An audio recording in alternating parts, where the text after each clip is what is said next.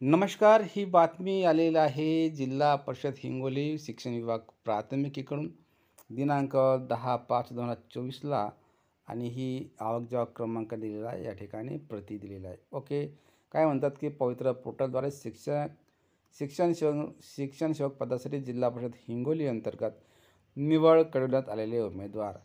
Okay. म्हणजेच काय, तर ज्या ज्या शिक्षक उमेदवारांची सिलेक्शन लिस्टमध्ये नाव आहे त्यांनी या ठिकाणी जाऊन आता समुपदेशन प्रक्रियेसाठी हजर राहायचे आहे.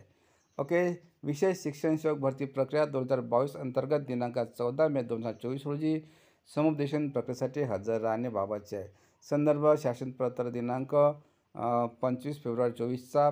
या कार्यालयाचे पत्र ज्या क्रमांक जे काही प्राप्त झाले असेल या पत्रांचा तुम्ही आधार घेतला आणि या ठिकाणी असं सांगितलं आहे की उपरोक्त संदर्भ विभागान्वये किंवा विषयान्वये आपणास कळविण्यात येते की पवित्र पोर्टलद्वारे जिल्हा परिषद हिंगोली अंतर्गत शिक्षण सेवक पदावर निवड झालेल्या सर्व उमेदवारांनी दिनांक 14/5/2024 रोजी सकाळी 11 वाजता मूळ कागदपत्रासह समुपदेशन प्रक्रियेसाठी नक्षत्र सभागृह बघा कुठं, तर नक्षत्र सभागृह जिल्हा परिषद हिंगोली येथे हजर राहावे. अनुपस्थित राहिल्यास प्रशासनाच्या वतीने पदस्थापना देण्यात येईल. समजा तुम्ही जर हजर न राहिले तर मग काय होईल, तुम्ही जर गैरहजर झाले तर प्रशासन तुम्हाला त्यांच्या मर्जीनुसार कोणत्याही शाळेवर नियुक्ती देईल, पण तुमचा नंबर काटला जाणार नाही. ओके. अशाचं हे आहे.